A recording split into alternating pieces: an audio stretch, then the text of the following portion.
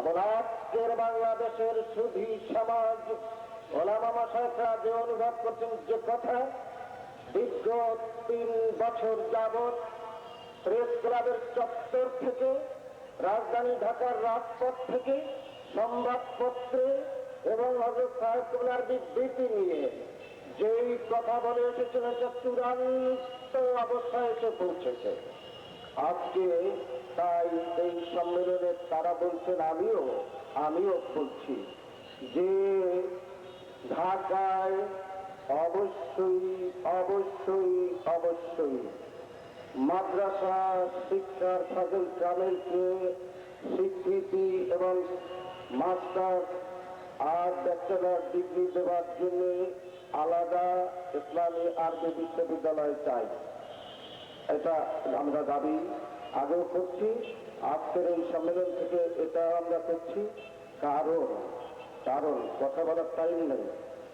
এই উপমহাদেশে 1757 খ্রিস্টাব্দে যখন মুসলমানদের পরাজয় ঘটল, মুসলমানদের রাজত্ব ছিল, রাজত্ব চলে গেল, জমিদারি ছিল, জমিদারি চলে গেল, ব্যবসা বাণিজ্য ছিল, ব্যবসা বাণিজ্য চলে গেল, কিছুই তাদের থাকলো না, কিন্তু ইসলাম থাকলো। ব্রিটিশ সাম্রাজ্যবাদীরা ফিলিপাইনে গেছে, ফিলিপাইনবাসীদের ধর্মও গেছে। ব্রিটিশ সাম্রাজ্যবাদীরা উপনিবেশ গড়ে তুলেছে অস্ট্রেলিয়ায়, তাদের ওইখানে যে ধর্ম ছিল, ধর্ম চলে গেছে। ব্রিটিশ সাম্রাজ্যবাদীরা আমেরিকায় উপনিবেশ গড়েছে, সেখানে যে রেড ইন্ডিয়ানদের ধর্ম ছিল, ধর্ম চলে গেছে। কিন্তু আশ্চর্য ইতিহাসের এই ব্যাপারটি যে এখানে এলো, 200 বছর রাজত্ব করলো, মুসলমানদের রাজত্ব ছিল, নাই, চলে গেল। ওমারাহি ওজারাত তিজারাত ছিল, নাই, চলে গেল। ধনদৌলত জাগিরদারি ছিল, নাই, চলে গেল। কিন্তু ফিলিপাইনের মতো, অস্ট্রেলিয়ার মতো, আমেরিকার মতো এই অধিবাসীদের ধর্ম যে ইসলাম গেল না কেন? ইতিহাসের বিষয়। বক্তৃতা দেওয়ার সময় কম, আসল ব্যাপারটা তৎকালীন ওলামায়ে কেরাম মুষ্টি ভিক্ষা করে কোন রকমের কতগুলি মাদ্রাসা গড়ে তুললেন। এই মাদ্রাসায় ওয়াইজ বানাবে, মুবাল্লিগ বানাবে, মসজিদের ইমাম বানাবে, পীর মুর্শিদ বানাবে, ইলমে তরিকাত, ইলমে মারিফাত এবং ইলমে শরীয়তের ইলম এদের শিক্ষা করে এমন কতগুলি মানুষ তৈরি হবে যারা আল্লাহর দ্বীন জীবিত রাখবে। কাজে এই মানুষগুলি বানাবার কারখানা হলো মাদ্রাসা। কাজে এই মাদ্রাসাকে যদি সাধারণ শিক্ষার মধ্যে বিলীন করে দেওয়া যায়, তাহলে এই দেশকে ভারতের অঙ্গ বানাতে আর কষ্ট হয় না। কাজে এই মাদ্রাসাকে বিলীন করতে দিতে চায় যারা, আমরা যে কোনো ত্যাগের মোকাবেলায় বুকের রক্ত দিয়ে মাদ্রাসা স্বতন্ত্র রক্ষা করবেই, রাজি আছে না।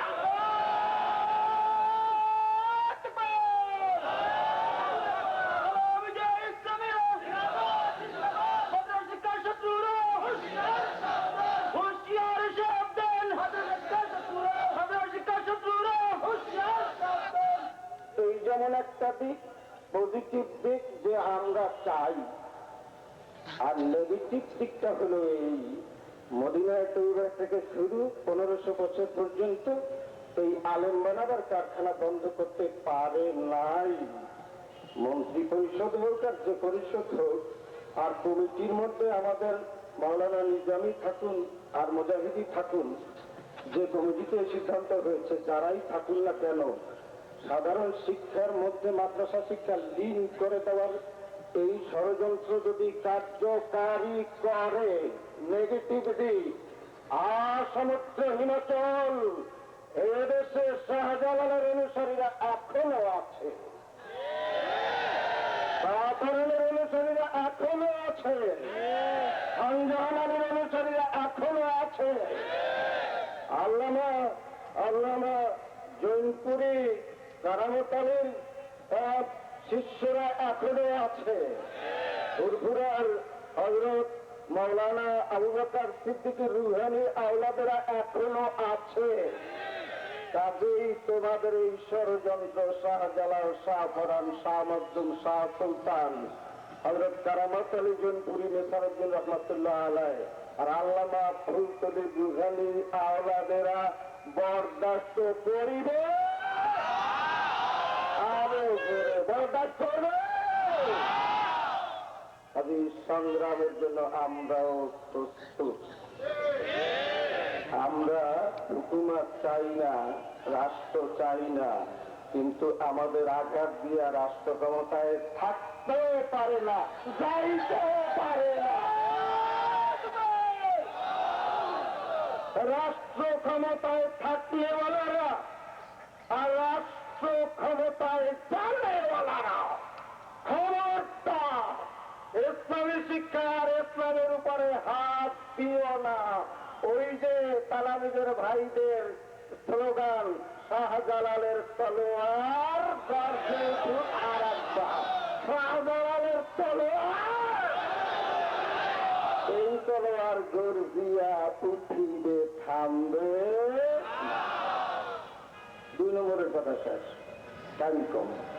3 নম্বরের কথা, আমার প্রিয়, আমার স্নেহভাজন তালামিদের সেক্রেটারি জেনারেল সাহান, ডাকনাম সাহান, আমার আগে বক্তব্য রেখেছে, দুনিয়ার পরিস্থিতি বলেছে। এই পরিস্থিতি তো পাল্টাইয়া দেবী কারা? আমাদের দেশে সন্ত্রাস, আমাদের দেশে বোমাবাজি, আমাদের দেশের দুনিয়াতে 4 বার চ্যাম্পিয়ন, আমাদের ইউনিভার্সিটিতে 100 বার জেলা করিয়া তারপরে প্রকাশ্যে উৎসব করে। কাজেই আমরা আমাদের এই দেশে অবস্থা দেখিয়া আমরা কি খুশি? খুশি না। মুসলিম জাহানে ইরাকে রক্ত ঝরে, আফগানিস্তান প্রধানত ফিলিস্তিনে মার খাচ্ছে, রাজা বাচ্চারা আমেরিকার তাবেদারি করছে। এই মুসলিম জাহানের অবস্থাটা দেখে কি আমরা সন্তুষ্ট? আমার উস্তাদ প্রফেসর মন্নান সাহেব তিনি বলছেন, আমেরিকায় জেনাবে বিচার সমকামিতা চলছে, সারা দুনিয়ায় যুদ্ধ বিগ্রহ চলছে, অসুবিধা চলছে। এই পৃথিবীর অবস্থাটা দেখে কি আমরা সন্তুষ্ট? আমরা তো পৃথিবীর একজন বাসিন্দা, পৃথিবীর অবস্থা দেখে আমরা সন্তুষ্ট না, মুসলিম জাহানের অবস্থা দেখে আমরা সন্তুষ্ট না, বাংলাদেশের অবস্থা দেখে আমরা সন্তুষ্ট না। তাহলে এই যে আমরা এই আমাদের দেশের অবস্থা কি পাল্টাইয়ে দেওয়া দরকার? জবাব দেওয়া লাগবে। 2 মিনিট বক্তৃতা দরকার। মুসলিম জাহানের অবস্থাটা কি পাল্টে দেওয়া দরকার? আর গোটা পৃথিবীকে শাসন করার জন্য আল্লাহর খলিফা হিসেবে যে মুসলমানরা এলো, তারা নির্যাতিত, নিপীড়িত, রক্তাক্ত, লাঞ্ছিত, বঞ্চিত, ধর্ষিত, এই অবস্থা কি পাল্টে দেওয়া দরকার? এই পাল্টে কি আসমানে ফেরেশতারা এসে দিবে? তার ওই আমেরিকার ওই ধর্ষণকারীরা দিবে? বোমা নিক্ষেপকারীরা কি দিবে? ওই রাজা বাচ্চারা কি দিবে? আর এই কলেজ ইউনিভার্সিটিতে যারা সেঞ্চুরি ধর্ষণের পরে এই সমাজ, এই মুসলিম সমাজ, এই রাষ্ট্র ব্যবস্থা, এই অবস্থা পাল্টে কি তারা দেবে? তাহলে এইটা পাল্টে দেবার জন্য আল্লাহর একদল সৈনিক কি দরকার নয়?